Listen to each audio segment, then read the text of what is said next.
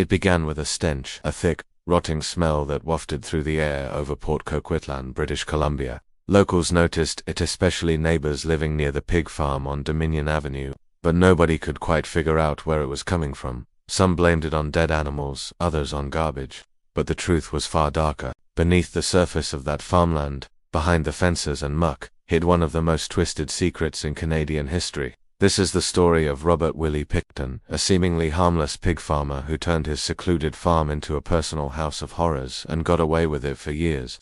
The story isn't just about a man who killed us, about how society let him, about how dozens of women vanished and no one cared until it was far too late. Picton lived in a trailer on the property he shared with his brother Dave. Together they ran the family pig farm.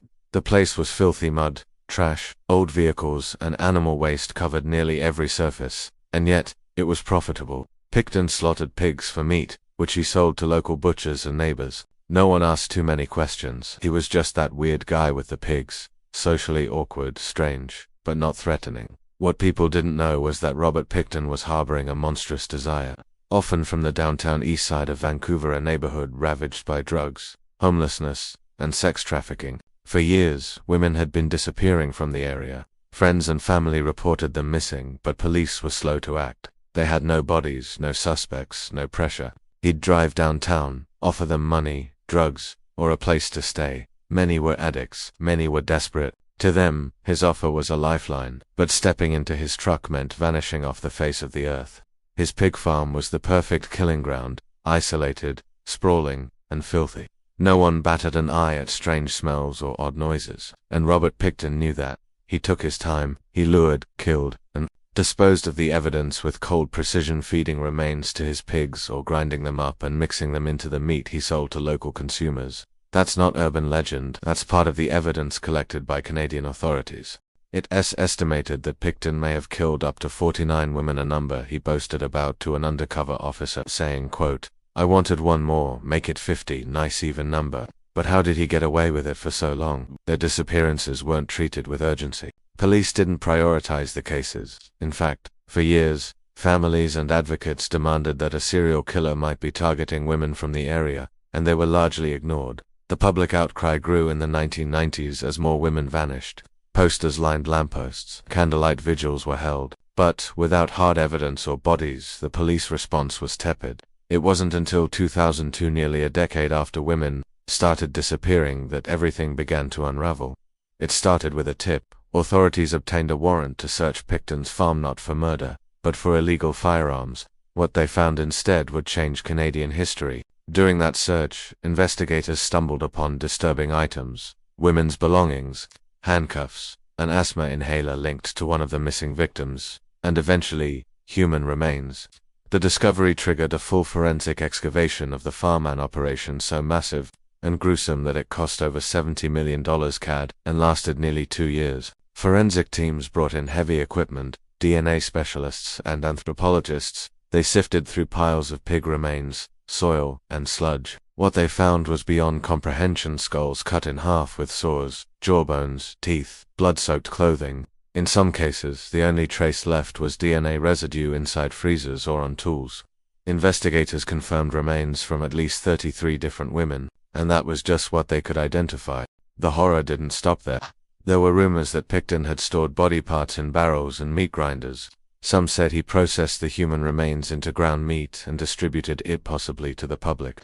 The health scare that followed forced local authorities to warn consumers and businesses who had bought pork from the farm. Imagine buying sausage from a local vendor and wondering if it contained human flesh.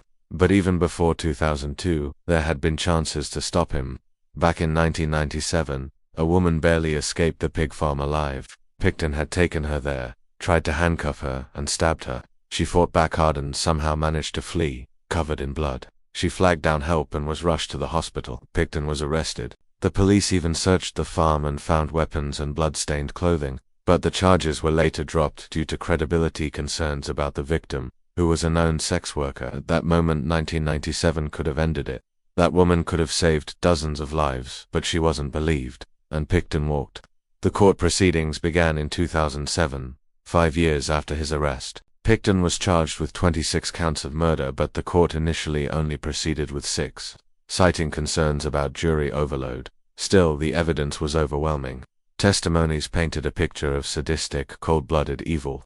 One witness described hearing Pickton talk about using syringes filled with antifreeze to kill. Another said he kept trophies, jewelry, photos, or ID cards of his victims. The trial lasted months. Jurors were shown graphic photos, listened to hours of wiretap recordings, and read chilling excerpts from Pickton's own words.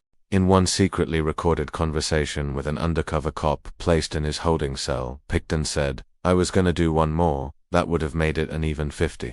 Then I would have been done." He laughed, calm, proud, unapologetic. Eventually, Robert Pickton was found guilty on 6 counts of second-degree murder, and sentenced to life in prison with no parole eligibility for 25 years, the maximum sentence available in Canada at that time. But that verdict didn't bring closure. Many families of the remaining victims were outraged that the other 20 charges were stayed. They never got to hear the names of their daughters read aloud in court. They never got justice, and Pickton, he never admitted guilt. Not once. Not even a whisper of remorse. His prison stay has been controversial. He's been attacked by other inmates. Transferred multiple times. In 2024, news broke that Pickton had been assaulted in prison with a broken broom handle and suffered life-threatening injuries. For many, it was seen as a dark but fitting end to a life built on cruelty. But the story doesn't end with Pickton behind bars. This case revealed deep, systemic failures in Canada's justice system. The Missing Women Commission of Inquiry was launched in 2010 to investigate how law enforcement mishandled the disappearances. The findings were damning: blatant negligence, systemic racism, and repeated missed opportunities to intervene. The inquiry exposed how police often failed to follow up on leads, mishandled evidence, and failed to treat sex workers and Indigenous women with the dignity and protection they deserved. Perhaps most haunting of all is the ongoing fear that Pickton didn't act alone. His brother Dave was known to party with Robert and some of the women. Rumors circulated that others in their circle might have helped cover up evidence or worse. But despite suspicions, no one else was ever charged in connection to the murders. The pig farm is gone now. It was razed to the ground. The soil was excavated, tested, and declared toxic. Nothing remains but memories and trauma. A memorial was placed to honor the victims. But for many families, it's not enough. Their pain lives on. In the end, Robert Pickton wasn't some criminal mastermind. He wasn't clever, he wasn't cunning. He was enabled by silence, by apathy, by a system that failed to protect the most vulnerable among us. He targeted women society had already discarded, and he almost got away with it. What makes this story so disturbing isn't just the brutality, the fact that it could have been stopped. Over and over again, the alarm bells rang, but no one listened. And that's a horror we all have to live with.